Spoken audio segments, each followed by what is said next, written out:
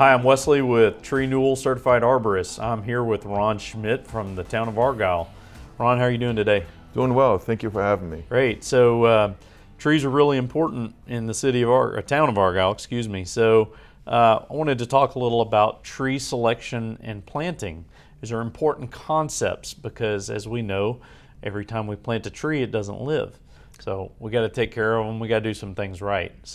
No, absolutely, and I think there's a lot of common mistakes that I have made, so I have to admit to it, but that people still continue. You have to be careful where you select your tree from, be it Home Depot, Lowe's, or whether you actually go to a nursery, whether the tree comes in a plastic container or it's burlap wrap. But I think ultimately understanding your soil that you're planting the tree in is very important. Very important. And Argyle, as we know, has pretty sandy soil. Well drained, and then you might have a layer of clay down underneath there, but on top it's sandy. So you want to get a tree that's going to have some level of drought tolerance. You've got hot conditions here most of the year, and you've got a well-drained soil. So how do homeowners select which trees they want to plant in their yard in Argyle? Well, I think talking to an arborist would help, but I think in order for the arborist to do what they can do, it would be beneficial to know what your soil is all about. You can easily have your soil tested. It's like $20, I think, via Texas A&M. And that, I think, will help the arborist determine what trees, along with other things like the drainage, the grade, the exposure of sun to the tree, and in just talking to the arborist and allow them to kind of guide the selection process. Some of the most common trees that are seen around here as replacement trees are shoemark, red oak, which are okay in some cases, but there's other species I think that are maybe even more attractive. Such as white oak, like a Monterey oak, for example. Right. Well, I think that we have a lot of folks that love red oaks because they get big and stately and beautiful. But like you mentioned, they do have some challenges. They can really be sensitive to sun scald and wood-boring insects in our hot climate. They can have some problems, but they can do well with the right care too. But like you said, there's a lot of other choices. Monterey oak is a good one. It's a tree that's underutilized in the landscape industry around here that does really well. It performs as an evergreen, and it's very hardy and adapted to our conditions. And that's very important to the sustainability of the tree for it to be adapted to the climate, because after all, it's got to live here. Yeah, no, absolutely. We just found out about Monterey oaks a couple of years ago when we started planting those. They're interesting. It's like the best of both worlds. They grow fairly quickly with respect to oaks, and they are tolerant to our environment. And I've heard even more so than red oaks, like a shoemark. I think another tree that's overlooked, particularly if you have drainage issues, is a bald cypress that loves water and can sit in water. They can, and they're very tolerant of urban conditions. They tolerate root disturbances very well. They are tolerant of ozone or air pollution, a lot of the things that you can run into in an urban situation. No, absolutely. We've planted a bunch of those, and with the right care, they do grow fairly quickly. They put up a nice screen if you're trying to have a screening type effect. But yeah, I think talking to the arborist is key before you run out to Home Depot and buy that next tree. Right. So the species selection is important. You want to get something that's going to have an opportunity to thrive, but also tree selection, selecting a tree with a good form, selecting a tree that hasn't been in the container for 10 years and the roots are all root bound and circling around, and trying to get one that doesn't have a broken top, or not one that you're pulling out of the bargain bin at Home Depot at the end of the growing season.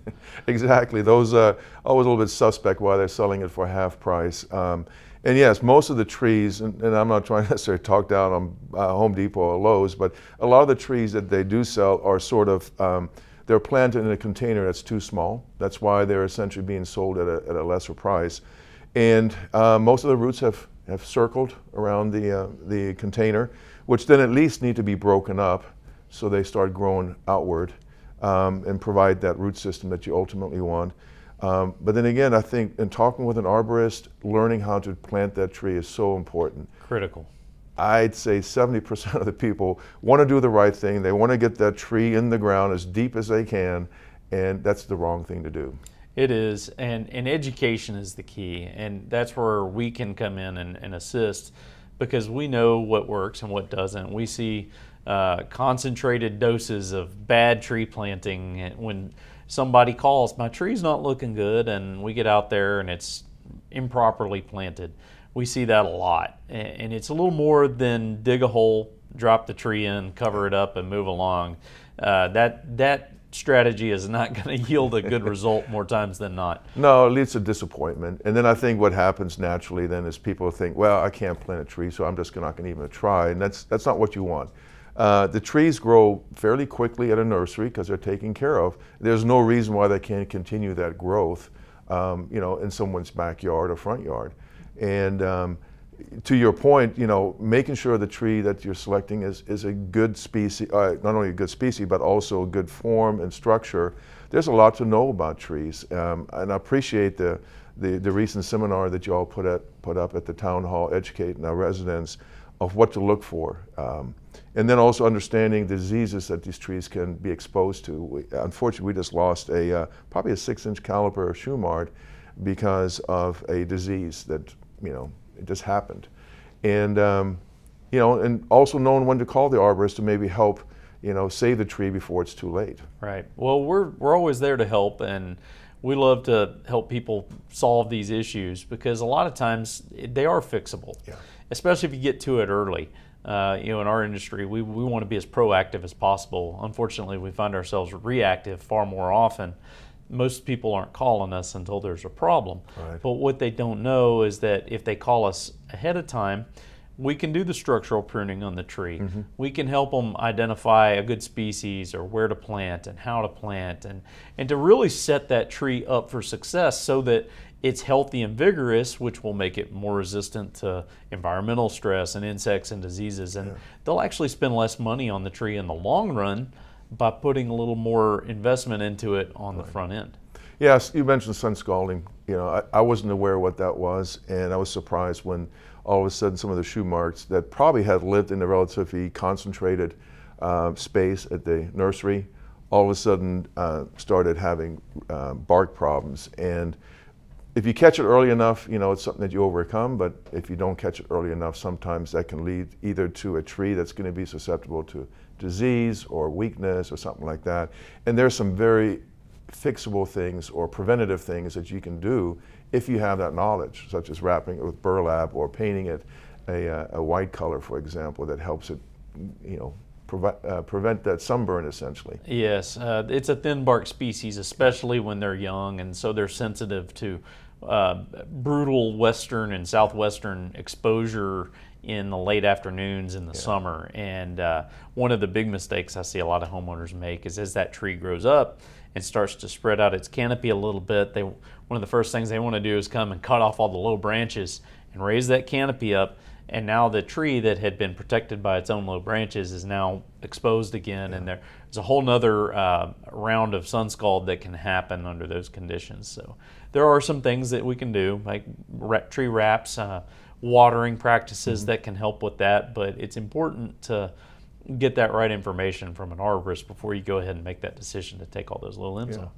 Well, trees, planting trees, buying trees is not, inexpensive, and so I think it's just like anything else. If you have that education up front, it's going to let you protect that investment. And there's nothing more disappointing than having a tree grow for 5 years and all of a sudden, you lose it. So it makes sense to have someone that's a professional involved at the front end. Right. So with the town of Argyle, it's growing pretty quickly. We're getting new residents every year. There's a lot of development going on.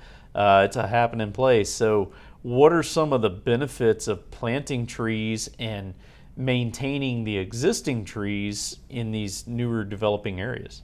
Well, we're going to recognize that we're at over 5,600 population, which is a substantial growth over, say, even 4 years ago.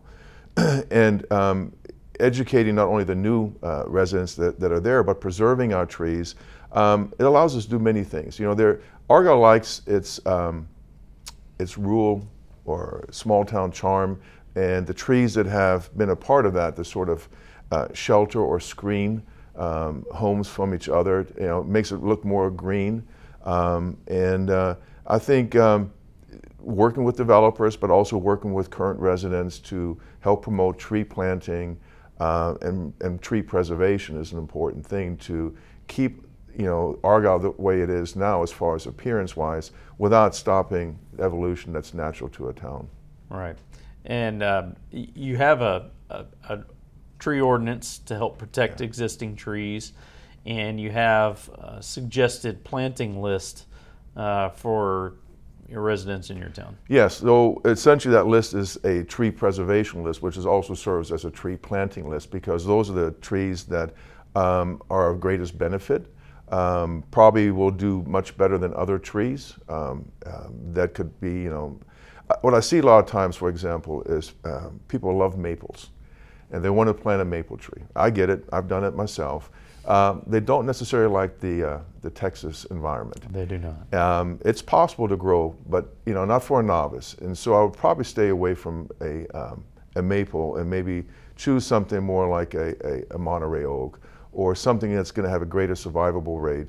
That's still going to look beautiful. I mean, I think we all like maples when they turn colors in the fall, but getting a maple to grow is very challenging. Yes. So in these new development areas, this tree list is selected to give everybody the optimum chances of success and to encourage planting trees that are going to be more successful long term, which benefits the property owner as well as the town. Yeah, we protect the trees that are going to survive in our environment. So you can use that same list essentially, hopefully in conjunction with an arborist and also soil tests to identify what trees you want. But that's essentially a short list to start with, to identify the trees that probably are best for your property.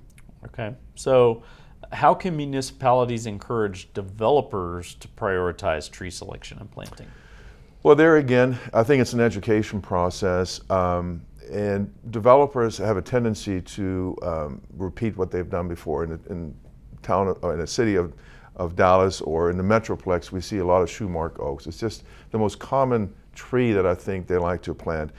We see also elms, cedar elms, that seem to grow fast enough, and they select those as well. But I think it's on the front end, just as we are talking to them about how the interior roads of their development need to be structured. We also need to talk to them about selection of trees that we think are going to be successful, the location of those trees, and then the maintenance of those trees. That we expect these new trees to live at least 2 years before the developer essentially is no longer responsible for them. Right. There can be a lot of problems, even if you select the right species for the area. If you put it in the wrong spot on the property or in the development, then that can create issues too. What I see, and again, I'm not an arborist, but what I see from someone that has learned a little bit is placing it between the street and the sidewalk, these street trees as we call them, is probably not a good idea, particularly if that green space is 4 feet or less. It is either going to be stymied as far as the growth, or it is essentially going to destroy the road or the sidewalk. So those are the things that are probably not best for placing of trees. And we need to educate the homeowners too that it's better to plant the tree in front of the house as opposed to next to the sidewalk. Yeah, a lot of times the concept of the right plant in the right place goes out the window. It's in some ways, I see a lot of silliness with people putting a maple tree right out in the west side of their house, right in the middle of the front yard where it gets burned up, or a live oak tree planted a few feet away from their foundation, or pear trees and live oak trees planted and where you're talking about in the strip between the between the sidewalk and the street, and then they're buckling sidewalks and damaging the curb and interfering with traffic and all kinds of issues like that. So we don't want to encourage that. No, it's also problematic if you ever do have to replace trees. How do you do that in a small green space like that?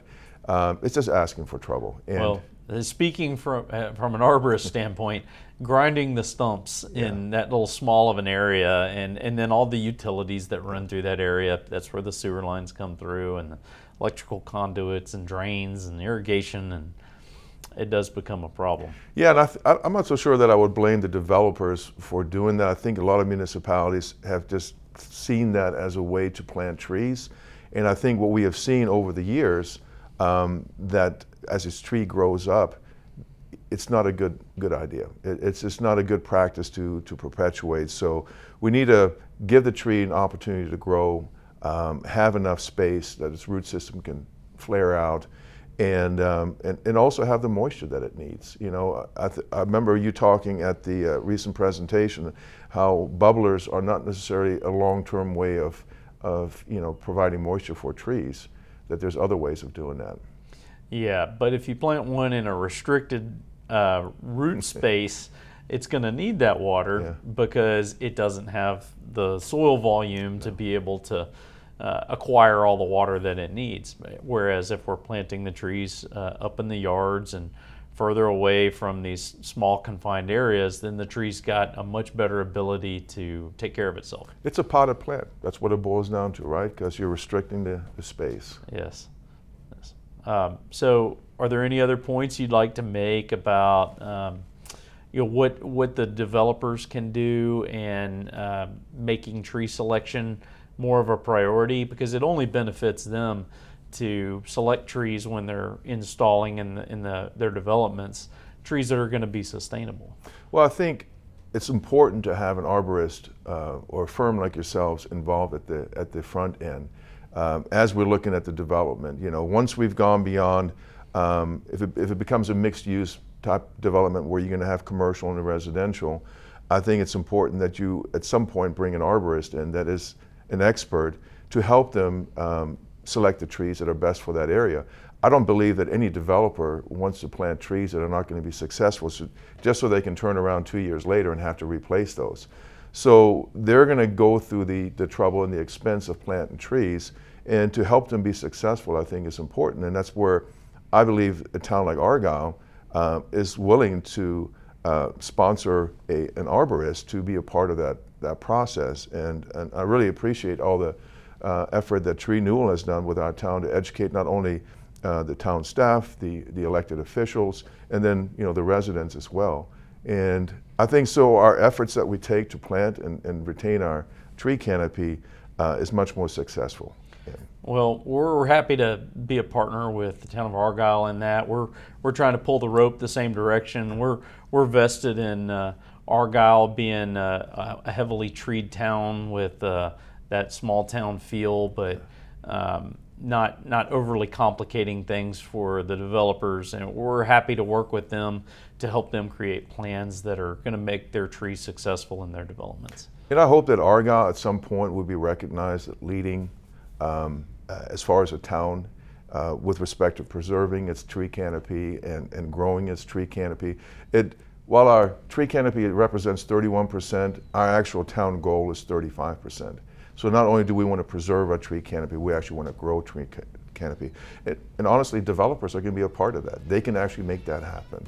So it's a partnership. We have to all work together, and I think education is such a huge factor, which you all do a great job of providing for us.